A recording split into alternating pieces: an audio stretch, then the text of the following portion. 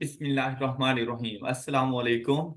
आज के लेक्चर में हम लोग डिस्कस करेंगे आई कैप स्टडी टेक्स्ट में से चैप्टर नंबर 5 और मेरी बुक में से चैप्टर नंबर 7 फाइनेंशियल मैथमेटिक्स। बेटा फाइनेंशियल मैथमेटिक्स के लिए हम लोग इसकी डिस्कशन का स्टार्ट करेंगे यहाँ से कुछ। इस चैप्टर में हम लोगों ने सीखना है इंटरेस्ट की calculation. Islamic point of view से हराम है। मैं यहाँ पर आपको ये नहीं सिखाने वाला कि आपने इंटरेस्ट लेना है। मैं बेसिकली आपको उसकी कैलकुलेशंस के मेथड्स बता रहा हूं कि ये हम लोग कैलकुलेट कैसे किया करते हैं। बैंकिंग सिस्टम में देखा जाए तो ये चीज आम है। आपको कहा गया है कि बेटा आपको ना अच्छाई का पता होना चाहिए और अच्छाई करनी भी चाहिए। बुराई करो नहीं, लेकिन बुराई का पता जरूर होना चाहिए। तो मतलब मैं आपको इसीलिए बता रहा हूं कि आपको इस चीज का पता होना चाहिए। क्लियर। मैं अक्सर बच्चे ये कहते हैं कि सर इंटरेस्ट तो हराम है, बड़े इस्लामिक पॉइंट ऑफ व्यू लेके आ जाते हैं। बेटा स्टडी में इस्लाम को साइड पे, स्टडी को साइड पे रखा जाता है। तो यहाँ पर हम लोग ने जस्ट इंटरेस्ट की कैलकुलेशंस वगैरह को देखना है। इंटरेस्ट फाइनेंशियल मैथमेटिक्स में इंटरेस्ट की अगर बात करें तो आपको क्या लगता है कि इंटरेस्ट से क्या मुराद है? इस इंटरेस्ट से मुराद वो इंटरेस्ट नहीं कि मेरा उसमें इंटरेस्ट है, ये वो वाला इंटरेस्ट नहीं है। सूद, सूद किसको कहते हैं?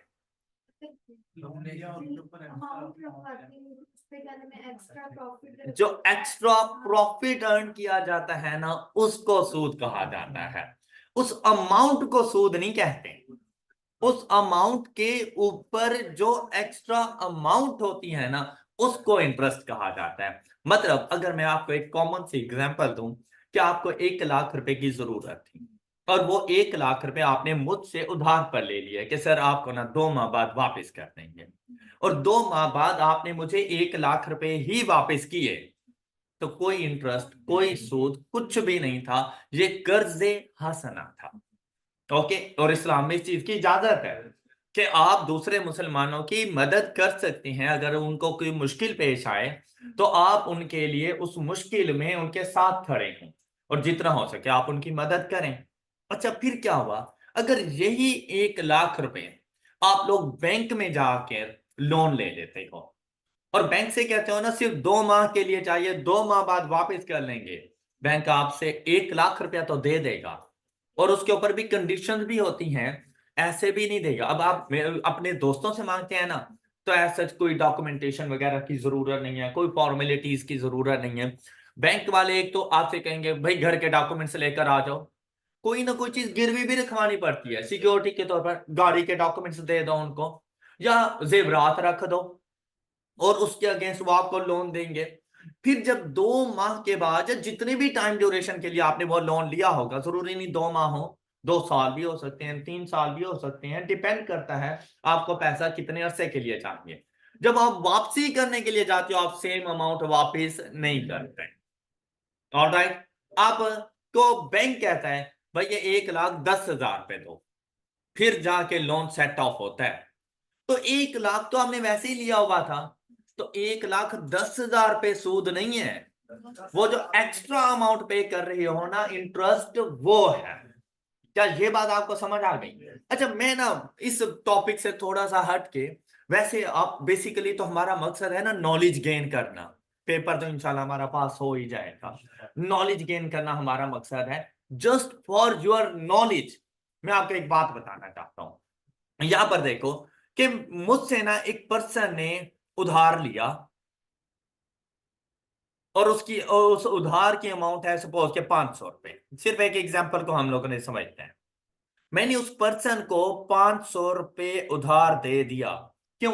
क्योंकि उसकी गाड़ी में पेट्रोल नहीं था और उस दिन जो पेट्रोल की प्राइस थी ना, वो 100 रुपीज पर लीटर थी।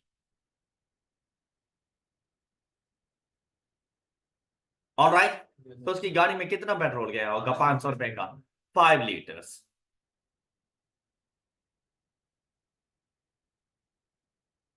उसने अपनी गाड़ी में पेट्रोल फिल करवा लिया। अच्छा फिर क्या हुआ? आपको पता है कि पेट्रोल की प्राइस कांस्टेंट नहीं रहती हमारे मुल्क में, खास तौर पर इन्फ्लेशन ज्यादा है, डिफ्लेशन कम है, इन्फ्लेशन ज्यादा है हमारे पास। अच्छा फिर क्या हुआ कि उसने ना 1 माह बाद मुझे आके 500 रुपए वापस कर दिया। लेकिन उस दिन जो पेट्रोल की प्राइस थी वो 125 रुपीज पर लीटर। ऑलराइट। अच्छा, मैंने भी उस पैसों से जाके अपनी गाड़ी में पेट्रोल डलवा लिया, तो क्या मैं 5 लीटर पेट्रोल डलवाऊंगा? अच्छा, मैं इस अमाउंट से कितने लीटर पेट्रोल डलवा सकता हूं?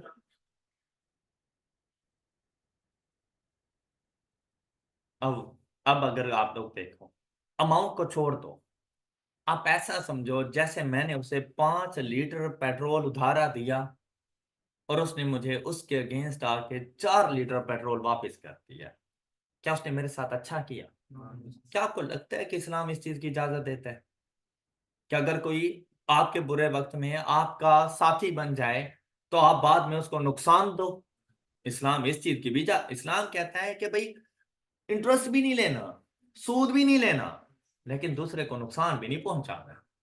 अब यहां अगर आप ये करते हो ना कि भाई 500 के अगेंस्ट मैंने उसको 500 रुपए ही वापस कर दिए, यार तुमने तो उसको गरीब कर दिया है। हमारे यहां डे बाय डे जो हमारी करेंसी है ना, डी वैल्यू हो रही है। आज के 500 रुपए आने वाले 500 रुपए के इक्वल नहीं है। ऑलराइट। आज के 500 रुपए ज्यादा कीमती हैं, फ्यूचर के 500 रुपए इतनी इंपॉर्टेंस नहीं रखते। अब आप खुद देख लो, हैं तो दोनों 500 रुपए, लेकिन जब मैंने लोन दिया था मैं 5 लीटर पेट्रोल परचेज कर सकता था, लेकिन जब मैंने वापसी लिया मैं 4 लीटर पेट्रोल वापस, 4 लीटर पेट्रोल। अब अगर आप लोग ये देखें ना कि मैं उससे कह दूं कि भाई मैंने 5 लीटर पेट्रोल दिया था ना तुम्हें, तो मुझे 5 लीटर पेट्रोल ही दो, तो वो मुझे कितनी अमाउंट जाके पे करेगा? ₹625। अब अगर आप लोग देखें एट अ रेट ऑफ 125, तो मैं कितने लीटर पेट्रोल लूंगा? अच्छा, अब अगर मैं आपको ये बात इस तरह से ना समझाता in terms of litres quantity, और मैं आपसे कहता कि मैंने 500 रुपए का लोन दिया और उसके अगेंस्ट मैंने उससे 625 रुपए ले लिए, आप फौरन कहते 125 रुपए का इंटरेस्ट है, सूद खाया आपने। क्या आपको लगता है मैंने सूद खाया? नहीं, बिल्कुल भी नहीं। ये 125 रुपए सूद नहीं है, ये हराम भी नहीं है। अगर आप इन्फ्लेशन रेट के मुताबिक अपने इंटरेस्ट रेट को इंक्रीज करते हो तो ये सूद नहीं है। All right. लेकिन अगर मैं उससे ले लेता हूं 700 रुपए, अब सूद है। और 700 मतलब सूद बेसिकली 200 रुपए सूद नहीं है, 75 रुपीज है। ये बात समझ आई है? ये वैसे एक्स्ट्रा नॉलेज के लिए मैंने आपको ये बात बताई है। हमेशा ऐसा नहीं होता कि 500 के अगेंस्ट अगर कोई आपसे 600 रुपए ले रहा है ना, तो ऐसा नहीं है कि उसने आपसे सूद ले लिया है। बेसिकली तो अगर मैंने 600 भी लिया है ना, तो भी मैं नुकसान में हूँ। 625 रुपए बनते थे। तो आप लोगों ने जब भी कोई डिसीजन लेना हो, हमेशा रैशनल डिसीजन लेना कि आपने सर्कमस्टांसिस भी देखने हैं कि यार जब मैंने लोन लिया था उस टाइम पे चीजों की प्राइसेस क्या थी, आज जब मैं लोन ले रहा हूं तो उस टाइम पे चीजों की प्राइसेस क्या हैं। आपने इन्फ्लेशन के इम्पैक्ट को भी देखना है। लेकिन मजे की बात, हमारे फाइनेंशियल मैथमेटिक्स में हमने इन्फ्लेशन को नहीं देखना। ये वैसे मैंने आपको एक स्टोरी बताई है कि रियल लाइफ में इस तरह से है। अब आते हैं अपनी फाइनेंशियल मैथमेटिक्स। मैंने आपसे कहा कि हम लोग ना इंटरेस्ट की कैलकुलेशन देखेंगे, तो सबसे पहले इंटरेस्ट को डिफाइन करना चाहिए, और वो डेफिनेशन आपने मुझे बहुत अच्छे तरीके से बता दी कि जो एक्स्ट्रा अमाउंट हम अपनी अमाउंट के ऊपर रिसीव करते हैं या पे करें, इंटरेस्ट देना और लेना दोनों ही हराम है, लेकिन है इंटरेस्ट। ओके। अब देखें इंटरेस्ट, यहाँ पे हराम हलाल नहीं पढ़ना बेटा, ये चीज होती है हर किसी का अपना अपना ईमान। इस्लाम में ये चीज हराम है, बाकी मसाइल में नहीं है, बिजनेस है। और अगर आप लोग देखें तो सबसे ज्यादा इंटरेस्ट का बिजनेस मुसलमान करता है, जिसके लिए हराम है। बाकी लोग इतना नहीं कर रहे। सबसे, आपको कोई मजबूरी हो ना और आप किसी से पैसे लेने चले जाओ, दाढ़ी रखी हुई होगी, मौलवी होगा, 5 वक्त का नमाजी होगा, लेकिन फौरन कहेगा कि भाई 1 लाख रुपया दे रहा हूं, हफ्ते बाद 1.25 लाख रुपए लूंगा। क्या कहते हैं? बिजनेस है भाई। वो कहते ही नहीं है कि ये इंटरेस्ट है। इवन के एक एक महीने में इंटरेस्ट रेट हाइक कर देते हैं। वो इतना तो बैंक वाले नहीं लेते। शायद आप लोगों का इन चीजों से वास्ता नहीं पड़ा, और अल्लाह करे कि ना पड़े। अच्छा, इंटरेस्ट की अगर अब हम लोग डेफिनेशन के बारे में बात करें, तो basically interest is an extra amount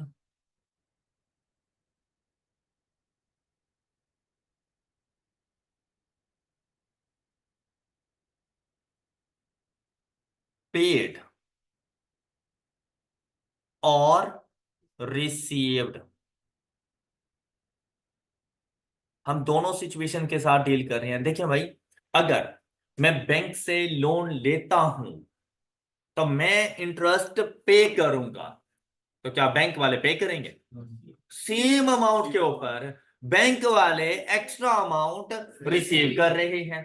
तो चाहे पे करो एक्स्ट्रा अमाउंट या रिसीव करो, किस पर? On a certain some.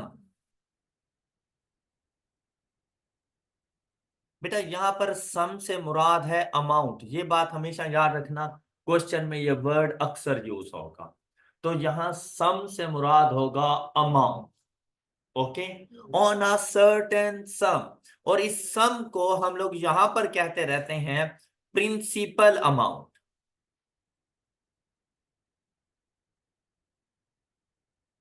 On a certain sum, और इसको क्या कहा जाता है? Principal amount at a specific rate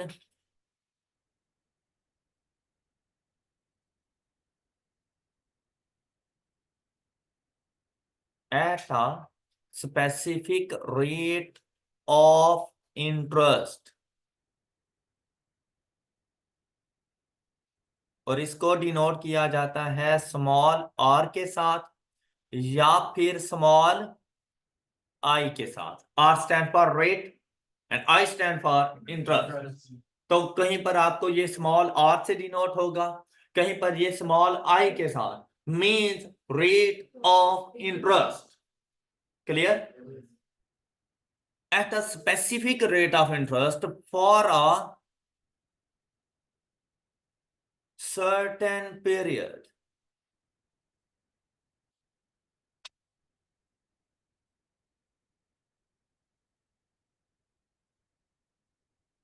और certain period से क्या मुराद है? टाइम, इन ईयर्स। अच्छा, अब ये है इसकी कंप्लीट डेफिनेशन कि interest is an extra amount paid or received on a certain sum at a specific rate of interest for a certain period। Alright, अब देखिए बेटा, इस पूरी डेफिनेशन में ना तीन चीजें बहुत इंपॉर्टेंट हैं। एक, आपके पास सर्टेन सम, मतलब के प्रिंसिपल अमाउंट, मींस दैट कि आपने लोन कितनी अमाउंट का लिया, या आपने, अब देखिए बैंक से अगर मैं लोन लेता हूं ना, तो मेरे लिए लोन है, बैंक वालों के लिए इन्वेस्टमेंट है। मेरे लिए लोन है, बैंक वालों के लिए इन्वेस्टमेंट है। तो अगर मैं लोन लूं या मैं इन्वेस्टमेंट करूं, जितनी भी अमाउंट की, वो मेरी प्रिंसिपल अमाउंट है, और उसको डिनोट किया जाएगा कैपिटल पी के साथ। इसको डिनोट किया जाएगा सर्टेन सम को capital P. P stand for principal amount. इसको हम लोग प्रेजेंट वैल्यू भी कहते हैं। प्रेजेंट वैल्यू मतलब आज के दिन क्या वैल्यू है। तो लोन मैंने आज के दिन दिया होगा, इन्वेस्टमेंट मैंने आज के दिन की होगी, तो उसे कहा जाता है प्रेजेंट वैल्यू या प्रिंसिपल अमाउंट। अब मैं बैंक वालों के पास गया, मैंने उनसे कहा मुझे 50,000 रुपए चाहिए, तो ये 50,000 मेरी प्रिंसिपल अमाउंट है। वो मुझसे पूछेंगे वापसी कब करोगे, ये मैंने बताना है उनको कि भाई मुझे ये 50,000 रुपीज कितने अरसे के लिए चाहिए। वो टाइम ड्यूरेशन इन मंथ्स भी हो सकता है, वो इन ईयर्स भी हो सकता है, डिपेंड करता है। मैंने उसे कहा कि मैं 3 साल के बाद वापस करूंगा, तो वो टाइम ड्यूरेशन मेरे पास, जिसको हम लोग डिनोट करेंगे स्मॉल टी के साथ। Small T stand for time. Okay. अच्छा, वो अब कहेंगे, अब रेट ऑफ इंटरेस्ट मैं नहीं कहूंगा खुदा के लिए मुझे 5% पे दे दो। ये बैंक वालों ने बताना है कि भाई ये लोन हम तुम्हें दे देंगे, तुम 3 साल बाद ही वापस करना, लेकिन रेट ऑफ इंटरेस्ट हम इतना चार्ज करेंगे। अब देखें, इसकी दो सिचुएशन थी। या तो अगर कोई सिंपल सा आदमी उनके पास चला जाए ना, तो बैंक वाले भी बड़ा बेहतरीन धोखा देते हैं। इस वजह से आपको ये बातें समझाई जा रही हैं कि आपको पता हो कि बैंक वाले कैलकुलेशन कैसे करते हैं। अब बैंक वाले ये नहीं कहेंगे कि बाबा जी 50,000 रुपए लेके जाओ, 3 साल के बाद तुमने हमें 60,000 रुपए दे देने हैं, ये नहीं कहेंगे। वो कहेंगे हम आपसे 12% रेट ऑफ इंटरेस्ट चार्ज करेंगे, 10% करेंगे, 20% करेंगे। इवन के ये मैं थोड़ा बोल रहा हूं, ज्यादा किया जाता है। तो मतलब कोई ना कोई in terms of percentage rate of interest बताएगा, अमाउंट ऑफ इंटरेस्ट नहीं बताएगा। ये बात समझ आई आप लोगों को? तो वो जो परसेंटेज में आपको इंटरेस्ट बताया जाता है उसे क्या कहा जाता है? Rate of interest.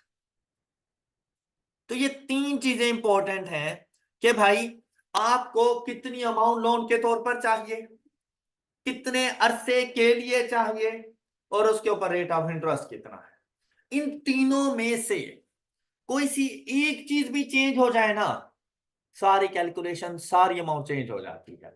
अब आप मुझे बताएं कि क्या 10,000 रुपए लोन लेने वाला भी सेम इंटरेस्ट पे करेगा जो 50,000 रुपए वाला है? नहीं, बिल्कुल भी नहीं। अगर आप लोन की अमाउंट को ज्यादा कर देते हो, चाहे रेट ऑफ इंटरेस्ट सेम रहे, अमाउंट चेंज हो जाएगी। प्रिंसिपल अमाउंट के इंक्रीज करने से आपकी इंटरेस्ट की अमाउंट इंक्रीज हो जाएगी, रेट ऑफ इंटरेस्ट नहीं। रेट चाहे सेम रहे, अमाउंट ऑफ इंटरेस्ट इंक्रीज कर जाएगी। अच्छा, मुझे एक बात बताएं कि भाई आपने भी 50,000 रुपए लोन लिया, भाई ने भी 50,000 रुपए लोन लिया, रेट ऑफ इंटरेस्ट सेम था, इसने 2 साल बाद वापस किए, उसने 3 साल बाद वापस किया, क्या सेम अमाउंट वापस करेंगे? नहीं। टाइम के इंक्रीज कर देने से भी अमाउंट ऑफ इंटरेस्ट ज्यादा हो जाएगी। बात समझ आ गई सब बच्चों को? अच्छा, एक मरतबा भाई ने 50,000 रुपया लोन लिया बैंक ए से, वो लोन दे रहा था 10% पर इंटरेस्ट पर, 10% इंटरेस्ट रेट था पर एनम। उस भाई ने जाके लोन लिया और उसको मिला था 12% पर एनम पर। दोनों ने सेम टाइम पे लोन लिया, सेम टाइम पे वापस किया, क्या दोनों ने इंटरेस्ट की अमाउंट सेम दी? नहीं। किस चीज का फर्क आया? रेट ऑफ इंटरेस्ट का। रेट ऑफ इंटरेस्ट अगर बढ़ जाए, इंटरेस्ट की अमाउंट बढ़ जाएगी, आपको ज्यादा अमाउंट पे करनी पड़ेगी। आपको ज्यादा 12% वाले को ज्यादा अमाउंट पे करनी पड़नी है, 10% वाले को कम। तो बेटा इंटरेस्ट की कैलकुलेशन बेसिकली तीन चीजों के ऊपर डिपेंड कर रही होती है: principal amount, rate of interest and time duration. I hope कि आपको ये तीनों बातें समझ आ चुकी हैं। तो जब भी कोई आपसे इंटरेस्ट की अमाउंट के बारे में पूछेगा, आप उससे तीन क्वेश्चन करोगे: भाई लोन कितना लिया, या इन्वेस्टमेंट कितनी की, किस रेट ऑफ इंटरेस्ट पर की, और कितने अरसे के लिए की। तब जाके आप उसको कैलकुलेशन करके दे सकते हैं। अब इंटरेस्ट हमारे पास दो किस्म का होता है। एक है हमारे पास सिंपल इंटरेस्ट। इंटरेस्ट की दो टाइप्स हैं हमारे पास: सिंपल इंटरेस्ट, और अभी के लिए हमारा फोकस वैसे सिंपल पे ही रहना है,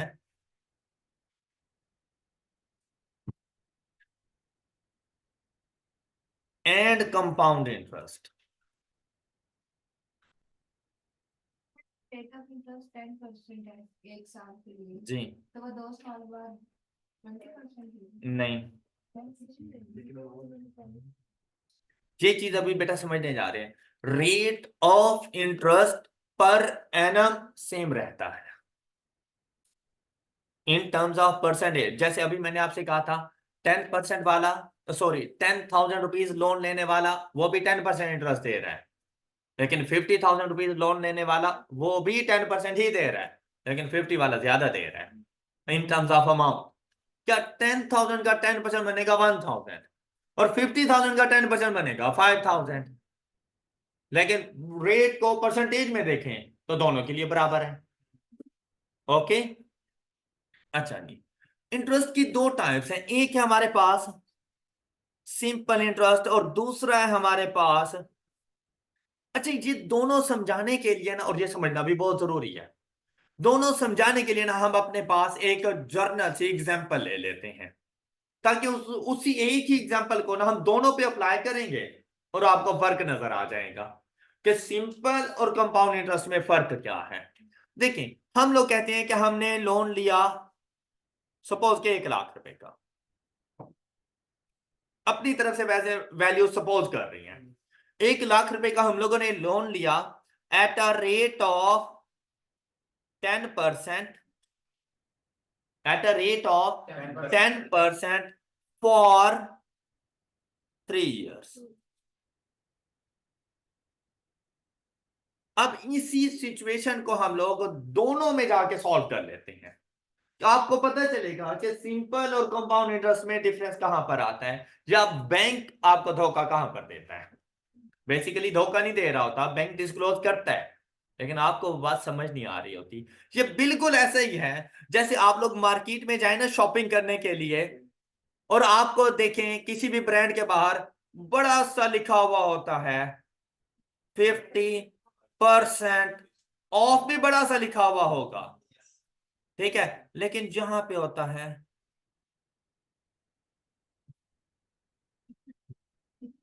अब ये धोखा नहीं है, वो कहते हैं भाई लिखा हुआ है आपने नहीं पढ़ा, आपकी गलती है।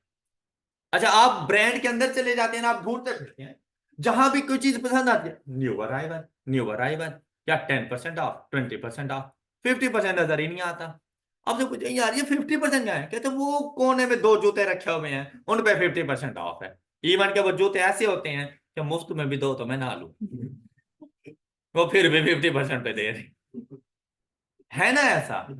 अच्छा, आपको क्या लगता है उन्होंने धोखा दिया आपको? नहीं, ये सिर्फ मार्केटिंग टैक्टिक्स होती हैं कि बाहर के लोगों को शॉप के अंदर बुलाओ, बाकी फिर हम देख लेंगे, है ना ऐसा। और क्या आप लोग ये चीजें देखकर नहीं जाते? जाते हो, अट्रैक्ट होते हैं, हर कोई होता है, हर कोई जाता है, क्लियर। अच्छा, इन्हीं चीजों से आप लोगों ने बचना है, और आप लोगों ने अब जो भी स्टेटमेंट आए उसको अच्छे तरीके से पढ़ना है कि स्टेटमेंट में लिखा हुआ क्या था। एक छोटा सा डिफरेंस पूरे क्वेश्चन को चेंज करके रख देता है, तो आपने उस डिफरेंस को देखना है। मतलब जब आप लोग क्वेश्चन पढ़ रहे हो तो बेटा एक्टिव माइंड होके क्वेश्चन पढ़ना, क्वेश्चन मुश्किल नहीं होता, बेसिकली आपने ठीक से पढ़ा नहीं होता, इसलिए क्वेश्चन गलत हो जाता है। अब देखें, हम पहले बात करेंगे सिंपल इंटरेस्ट की। देखिए भाई, अगर मैं पहले जमाने की बात करूं ना, जब इंटरेस्ट था ही नहीं, तो उस टाइम पे तो 1 लाख के अगेंस्ट 3 साल बाद भी देता तो 1 लाख ही देता, 2 साल बाद देता तब भी 1 लाख देता, मतलब रेट ऑफ इंटरेस्ट 0% था। क्या मैंने बात सही कही है ना? लेकिन ये बाद में आ गया, क्यों? Due to inflation, due to inflation, ये लोग गरीब हो रहे थे, करेंसी डी वैल्यू होने लग गई थी। आप देखें, जब स्टार्ट की अगर हम लोग बात करें ना, तो बेटा चीजों में इतना ज्यादा चेंज नहीं आता था, और ये इन्फ्लेशन और आपको करेंसी में डी वैल्यू इतना महसूस नहीं होता था। लेकिन जितना बेहतरीन एक्सपेरिमेंट इस इकोनॉमी का पाकिस्तानियों का है ना, पूरी दुनिया में किसी के पास नहीं है, क्योंकि हम लोगों ने इकोनॉमी को ऐसा बदला है कि लोग आके रिसर्च कर सकते हैं यहाँ पर। आप ये देखें कि एक ही चीज, मतलब गाड़ियों की एग्जांपल लें, हमेशा ये देखा गया था कि अगर आज आप गाड़ी 20 लाख की परचेज करते हैं ना, इवन के 2017 18 19 की बात करें, 20 लाख में एक अच्छी गाड़ी आपको मिल सकती थी, और अगर आप 2 3 साल चलाए ना वो 12 लाख रुपए पे आ जाती थी। लेकिन जिन्होंने 2017-18 में 20 लाख की गाड़ी ली है ना, 22-23 में 40 की भी वो नहीं बेच रहे। इतनी इन्फ्लेशन हुई है। हालांकि वैल्यू कम होनी चाहिए थी, यूज भी की, गाड़ी भी सेकंड हैंड हो गई है। 20 लाख वाली गाड़ी आज वो 40 की भी नहीं देंगे आपको। इकोनॉमी की ऐसी की तैसी करके रख दी है ना ऐसा। अच्छा अब आ जाओ इधर, अब इंटरेस्ट की बात करें। तो बेटा इसकी सिंपल सी कैलकुलेशन कि आपने अपने पास रखना है कि भाई मैंने लोन कितना लिया, 100,000 आज के दिन। और आज समझ लो जैसे पहले साल का पहला दिन, और मैंने 1 लाख रुपए का लोन ले लिया। अब at the end of year one का कम एंड हुआ, मैं इसको Y1 से डिनोट कर रहा हूं। Y1 stands for end of year 1, first year का एंड हो गया। मेरे 1 लाख रुपए के ऊपर ये जो बेटा 10% होता है ना, ये पूरी जिंदगी का नहीं है।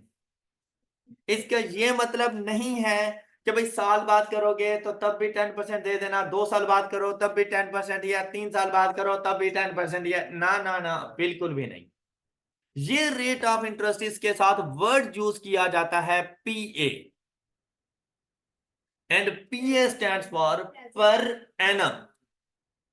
पर एनम मतलब ये 10% रेट ऑफ इंटरेस्ट 1 साल का है, कि अगर तुम मुझे 1 साल तक मेरी अमाउंट वापस ना करो तो जो अमाउंट मैं तुम्हें लोन के तौर पर दे रहा हूं इसके ऊपर 10% मुझे एक्स्ट्रा पे करना। बात समझ आई? फर्स्ट ईयर का एंड हो गया, तो क्या मैं उसे 1 लाख रुपए वापस करूंगा? सपोज कि अगर मैंने 1 साल के बाद ही वापस करने हैं, सपोज, तो क्या मैं उसे 1 लाख रुपए वापस करूं? नहीं, मैं उसे कितनी अमाउंट वापस करूंगा? मैं इस 1 लाख के ऊपर at a rate of 10% interest calculate करूंगा। तो देखो 1 लाख का 10% कितना आ जाएगा? तो फर्स्ट ईयर के एंड पर मैं उसे कितनी अमाउंट पे करूंगा? आपको ये बात समझ आ चुकी होगी। अब अगर आप लोग यहां पे ये कहते, जरा मासूम बन जाते भोले भाले से, कि भाई 2 साल बाद, 2 साल गुजर गए, 3 साल गुजर गए, 3 साल बाद आपने उठाया 1,10,000 रुपए की बोरी और जाकर उसको दे दी, ये लें जनाब आपका बहुत बहुत शुक्रिया, आपने मुश्किल वक्त में हमारे काम आए। वो नहीं एक्सेप्ट करेगा। आप उसे कहेंगे भाई क्यों, आपने 10% कहा था, मैंने 10% दिया है इसमें एक्स्ट्रा। वो कहेगा भाई वो 1 साल के लिए था, तुम 3 साल बाद मेरे पास आए हो, अब 1,10,000 रुपए मैंने नहीं लेना। ये बात समझ आई आप लोगों को? अब क्या करना है, आपने सेकेंड ईयर के एंड पर जाएंगे एट अ रेट ऑफ 10%, दोबारा से इसके ऊपर इंटरेस्ट कैलकुलेट करना है। किस पर? लोन की अमाउंट के ऊपर, लोन की अमाउंट के ऊपर फिर से 10% कैलकुलेट करो फॉर सेकेंड ईयर। अब अगर आप लोग देखो ना, तो लोन की अमाउंट चेंज हुई ना, रेट ऑफ इंटरेस्ट चेंज हुआ, वही 10% है। तो कितनी अमाउंट आप इसमें आके ऐड कर देंगे? अगेन 10,000। लोन की अमाउंट का 10% आपने लेना है। तो सेकेंड ईयर के एंड पर आप उसको कितनी अमाउंट जाके पे करोगे? 120,000। अब जितने साल एक्स्ट्रा लगाते जाओगे, हर साल का 10,000 इसमें ऐड होता जाएगा। पहले साल के बाद दोगे, देखो भाई लोन तो हर हाल में देना है, 1 लाख रुपए तो हर हाल में देने हैं, लेकिन अगर पहले साल के बाद दोगे तो 10,000 एक्स्ट्रा दोगे, दूसरे साल के बाद दोगे 20,000 एक्स्ट्रा दोगे, तीसरे साल के बाद दोगे 30,000 एक्स्ट्रा दोगे, मतलब अगर 7 साल के बाद देंगे 70,000 एक्स्ट्रा दे देंगे, 10 साल के बाद देंगे तो डबल अमाउंट पे करेंगे। लाख लोन और लाख रुपए इंटरेस्ट, 2 लाख रुपए पे करूंगा। बात क्लियर हुई सब बच्चों को? तो at the end of third year फिर इसका इंटरेस्ट आ जाएगा सेम रेट ऑफ इंटरेस्ट पर, और फिर से वो अमाउंट कितनी हो जाएगी?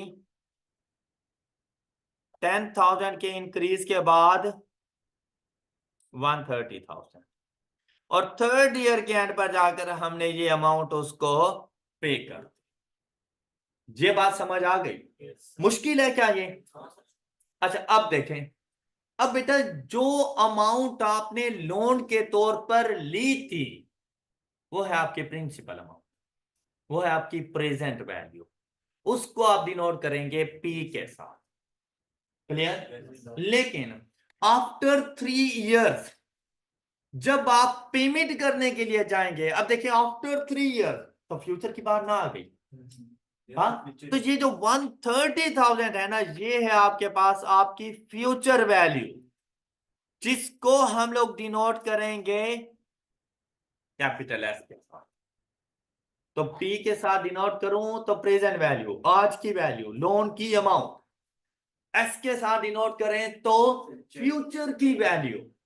फ्यूचर की वैल्यू में मतलब मैंने इंटरेस्ट प्लस प्रिंसिपल कितनी अमाउंट पे की, 1 लाख रुपए के लोन के against after certain time duration मैं टोटल कितनी अमाउंट जाके पे करूंगा, उसे फ्यूचर वैल्यू कहते हैं। क्या आपको यह बात समझ आ गई है? क्लियर? तो अगर मैं आपसे यहां पर पूछूं कि बेटा इंटरेस्ट की अमाउंट क्या है, तो आप मुझे क्या अमाउंट बताओगे कि सर इंटरेस्ट की अमाउंट क्या है? 30,000। कैसे पता चला है आपको 30,000 है? कैसे पता चला? मुझे ऐसा सुनाई दे रहा है जैसे आप कह रहे हैं कि सर 130 पे किया और 100 हमने खुद लिया था, तो एक्स्ट्रा अमाउंट 30,000 वही इंटरेस्ट है। ऐसा ही है? अच्छा मुझे ऐसा लग रहा है जैसे आप ये कहना चाह रहे हो कि interest is equal to future minus principal amount. Formula बन गए हैं कि इंटरेस्ट अमाउंट कैपिटल आई लिखूं तो इंटरेस्ट अमाउंट, स्मॉल आई लिखूं तो रेट ऑफ इंटरेस्ट, इसलिए मैं फिर रेट ऑफ इंटरेस्ट को और लिखता हूं ताकि चीजें मर्ज ना हो। लेकिन आपने बातें याद जरूर रखनी है, हो सकता है आपके क्वेश्चन में स्मॉल आई आ जाए तो आपको पता हो कि वो रेट ऑफ इंटरेस्ट है। क्लियर? कि ये फार्मूला समझ आ गए? तो इंटरेस्ट की अमाउंट कितनी आ गई आपके पास? इज इक्वल टू, हाँ जी, the interest amount is 130,000 less 100,000 is equal to, हाँ जी, ऑल राइट। बात क्लियर है सब बच्चों को? क्या बेसिक फार्मूला नहीं था? क्या कुछ नया सीखा है तुम लोगों ने? भाई अपनी जिंदगी में पहले से ये बात यूज करते रहे हो। कोई भी आपसे ये कह दे कि यार मैंने 100 रुपए का लोन लिया और पे किया 130 रुपए, क्या तुम इंटरेस्ट की कैलकुलेशन के लिए उसे क्या कहोगे? मैंने तो फाइनेंशियल मैथमेटिक्स ही नहीं पढ़ा होगा। या उसे बता सकते हो कि यार ये जो एक्स्ट्रा अमाउंट है ये तुमने 30 रुपए उसे इंटरेस्ट दे दिए। तो वही चीज आ गई है भाई, कुछ भी नया नहीं था इसमें जो आप लोगों ने आज पढ़ा। फिर ये अलग बात है स्टोरी सुनाने का अंदाज थोड़ा डिफरेंट था, इस अंदाज में कभी नहीं पढ़ा होगा। ऐसे ही है ना? अच्छा ये था बेटा सिंपल इंटरेस्ट। सिंपल इंटरेस्ट मैंने आपसे कहा तो मुझे ना इसमें कुछ बातें बड़ी इंपॉर्टेंट सी नजर आई कि भाई सिंपल इंटरेस्ट में मुझे ऐसा लगा जैसे हर साल इंटरेस्ट की अमाउंट सेम रहती है। बड़ी प्यारी बात है, ये आपके एमसीक्यूज में काम आ सकती है कि सिंपल इंटरेस्ट में हर साल अमाउंट ऑफ इंटरेस्ट सेम होती है। सेम क्यों होती है? क्योंकि हर साल प्रिंसिपल अमाउंट के ऊपर ही तो रेट ऑफ इंटरेस्ट लगाना है, सेम ही रहनी है फिर, क्योंकि ना लोन की अमाउंट चेंज हो रही है ना रेट ऑफ इंटरेस्ट चेंज हो रहा है। Got it? तो हर साल इंटरेस्ट की अमाउंट सेम रहेगी। अच्छा अब आप सोच रहे होंगे कि यार ये बातें तो बिल्कुल सही सी लिखी हुई हैं, कैलकुलेशन होनी भी ऐसी चाहिए, तो सिंपल और कंपाउंड इंटरेस्ट में फर्क क्या है? अच्छा आपको क्या लगता है क्या डिफरेंस आना चाहिए? हाँ ये चीज देखा, कितने जहीन हो तुम लोग। यही वजह थी तुम जैसी अवाम के होते हुए कंपाउंड इंटरेस्ट आया था और सिंपल की छुट्टी हुई थी। हालांकि अगर तुम जैसे जहीन लोग ना होते तो बेचारा सिंपल ही चलता रहता, और अगर वो जहीन भी ना होते तो इंटरेस्ट आता ही ना। जब लोगों में लालच बढ़ा ना, तब ये चीजें इंट्रोड्यूस हुई थी। और जब तक लोगों में लालच नहीं था, तब तक इंटरेस्ट नहीं आया था। आगे कुछ और ना हो। हाँ आगे कुछ और। बेटा, बहुत कुछ होगा। इतना कुछ होगा कि तुम सोचते रह जाओगे। इतना तो मैंने नहीं सोचा था। अच्छा आगे सुनो, वो स्टोरी भी हम देखेंगे। अच्छा अब देखें, अभी चलते हैं कि सिंपल इंटरेस्ट ही चल रहा था हमारे पास, लेकिन यहां पे देखें सेम सिचुएशन थी। लोन लेने गए, 1 लाख रुपए का लोन लिया, एट अ रेट ऑफ 10% ही लिया, फॉर 3 इयर्स ही लिया। लेकिन जब कॉन्ट्रैक्ट को साइन करने लगे थे ना, उस टाइम पे लिखा हुआ था पर एनम कंपाउंडिंग एनुअली, जिसको हम लोगों ने इग्नोर कर दिया था। सिंपल इंटरेस्ट के साथ कभी ये वर्ड नहीं लिखा हुआ होगा। ये जो आगे मैंने सीए लिखा है ना, सिंपल इंटरेस्ट के साथ ऐसा कुछ नहीं होगा। कंपाउंड इंटरेस्ट के लिए ऐसा होगा, per annum compounding annually. Okay. अच्छा अब क्या हुआ, मतलब इससे हमें क्या फर्क मिला? मतलब कुछ लोग ऐसे होते हैं जब उनको मजबूरी हो ना और बस पैसा चाहिए हो, फिर चाहे उनसे 100% इंटरेस्ट ले लो, देने के लिए तैयार होते हैं, कहते हैं बस आज पैसा दे, चाहे बाद में जितने मर्जी पैसे ले लो। इतने मजबूर लोग होते हैं। और बैंक्स और फाइनेंशियल इंस्टीट्यूशंस इसी चीज का ही फायदा उठाते हैं। अब क्या हुआ कि यहां पर देखिए भाई, कैलकुलेशन स्टार्ट हो गई। Principal is equal to 100,000। मतलब आप लोगों ने लोन लिया, फॉर 3 इयर्स लिया। आप लोग पहले भी ये लोन ले चुके थे। आपको पता था कि अगर रेट ऑफ इंटरेस्ट 10% हो फॉर 3 इयर्स, तो 1,30,000 रुपए बनते हैं। और आप लोगों ने जाकर 3 साल के बाद दूसरी बैंक से ये लोन लिया, 3 साल के बाद आके उसे 1,30,000 रुपए दे दिया। और आप तो सोच रहे थे कि अभी ये चाय शाय पिलाएगा, थैंक यू बोलेगा कि चलें आप वापसी आ गए। लेकिन उसने ऐसा कुछ नहीं किया। उसने कहा 1,30,000। कहता है भाई क्या हो गया है, और पैसे निकालो। आपने कहा क्यों भाई, ये देखो ये 10%, ये इसकी कैलकुलेशन हो गई, 1,30,000 बनता है। उन्होंने कहा ना ना ना बाबा जी, इधर ऐसी कैलकुलेशन नहीं होती। आपने शायद कॉन्ट्रैक्ट पढ़ा नहीं था, हमने कंपाउंडिंग एनुअली लिखा हुआ है। उन्होंने कहा पुत्र फिर समझा जरा कि ये कंपाउंडिंग एनुअली क्या होता है। उसने कहा देखें, आपने हमसे लिया 1 लाख रुपया, पहले साल का एंड हुआ, हमने आपसे कहा कि आपने 10% हमें इंटरेस्ट पे करना है, और वो बनता है 1 लाख रुपए के ऊपर 10,000। तो आपने 1 साल के बाद हमें देने थे 110,000। बाबा जी ने कहा पुत्र मैं अभी तो यही किया है।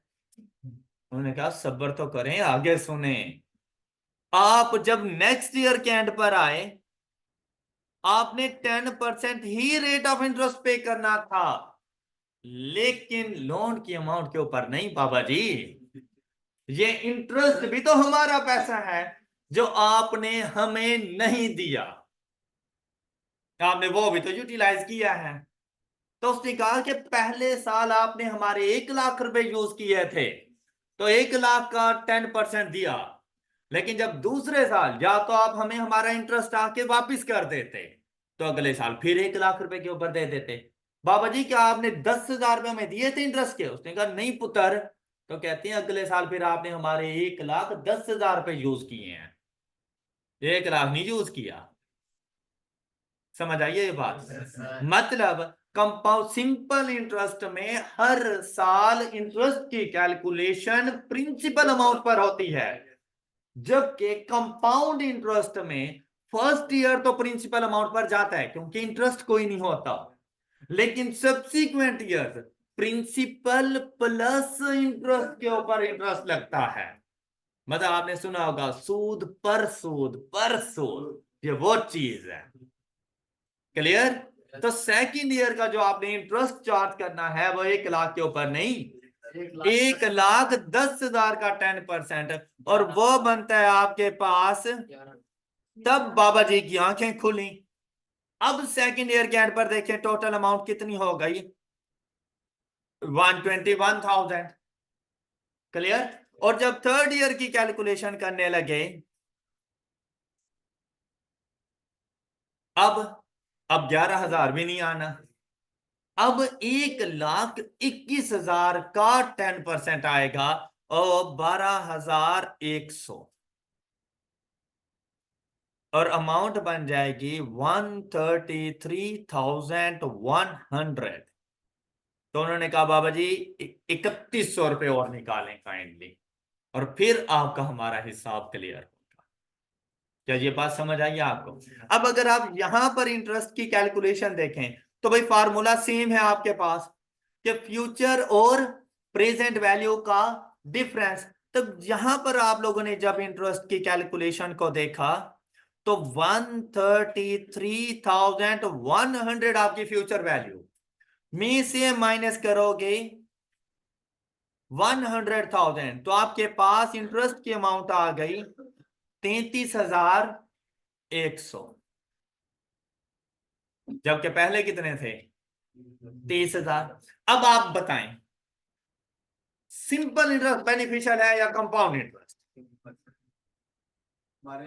इसके लिए आपको देखना चाहिए था आप कौन है, लेने वाले क्योंकि अगर आप है ना बारोअर तो आपके लिए कंपाउंड इंटरेस्ट नुकसानदेह है, तो आप फिर सिंपल इंटरेस्ट को चूज करोगे। अब ये डिसीजन मेकिंग है, आपसे डिसीजन मेकिंग करवाएगा, तो आपने ये चीज देखनी है कि आप लोन ले रहे हैं या आप इन्वेस्ट कर रहे हैं। तो अगर आप लोन ले रहे हैं तो फिर आपके लिए सिंपल इंटरेस्ट, आप उसको जाके उसके साथ कॉन्ट्रैक्ट करोगे। लेकिन अगर आप इन्वेस्टमेंट कर रहे हैं तो आप कंपाउंड इंटरेस्ट की तरफ जाओगे, क्योंकि वहां से आपको रिटर्न ज्यादा मिलता है।